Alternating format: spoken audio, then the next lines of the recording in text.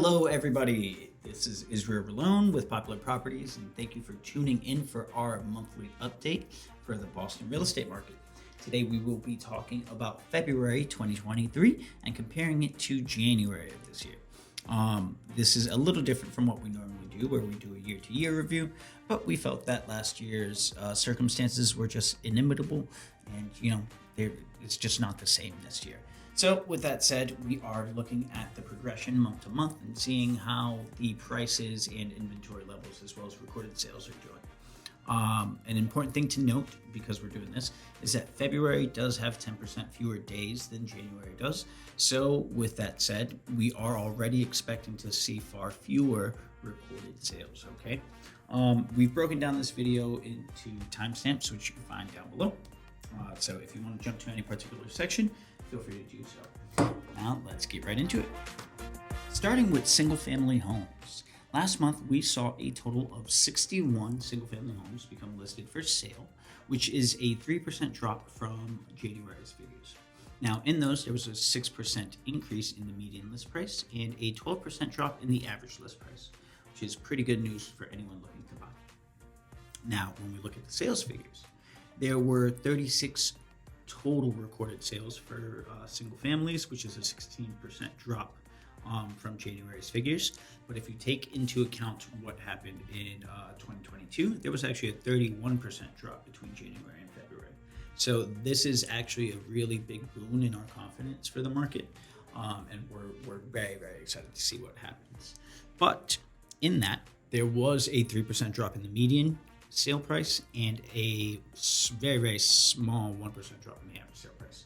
So this means that things are still very strong for the single family market. Obviously, some newer listings are coming out at a much more reasonable price. However, the buyer activity is still very much there, and the sales figures, the prices are still very, very strong. Moving on to condominiums. The condominium sector did struggle a little bit in February, but it wasn't too bad. There are some saving graces here. So let's dive right into these numbers. We saw a total number of 393 new condominiums become listed for sale in February, which is a 9% increase from January's figures. In those, there was virtually no change in the median list price and a very small 2% increase in the average list price. So positive news so far. However, in the sales side, there was 172 total recorded sales, which is a 28% drop from January. Last year, that difference was about 21%.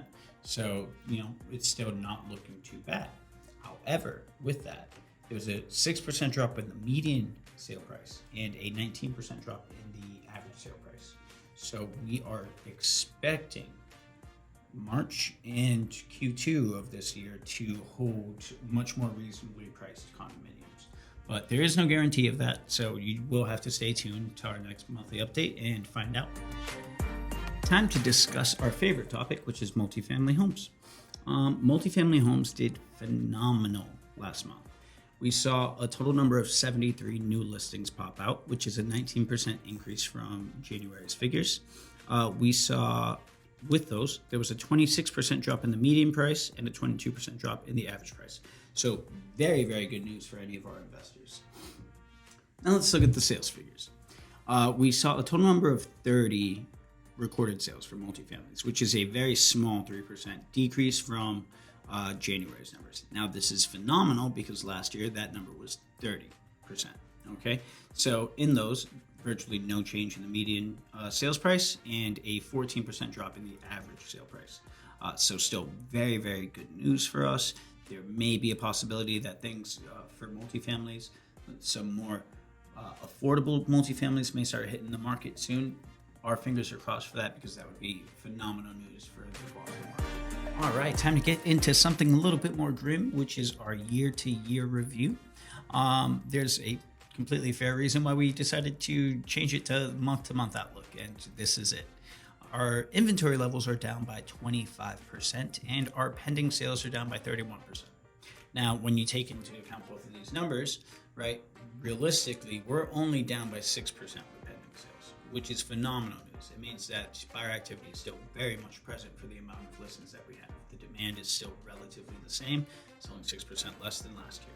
So we are not hitting any panic buttons, not just yet.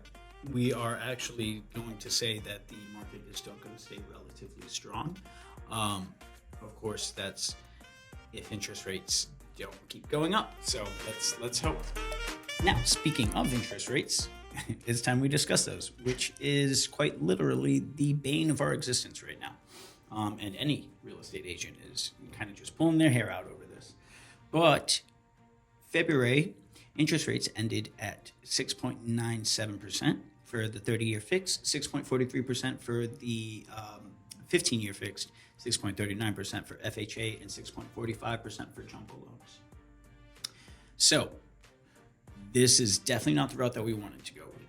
At the beginning of February, the rates were actually in the lower sixes. So we were hoping that, we wouldn't pass 6.5. And then once we did hit 6.5, it started trajecting down. But that's not the case. We hope to get some more good news about this and seeing where it's at. But again, much like every other scenario, there is no guarantee. So you will just have to stay tuned. And that about wraps up our monthly update of the Boston real estate market for February of 2023. We hope this information helps guide you to make a better educated decision with your real estate endeavors this year. Please tell us your thoughts in the comment section below. And if you did make it through to the end of this, please like and subscribe to help us reach more individuals. My name is Israel Balone, and we're signing off. Happy hunting, people.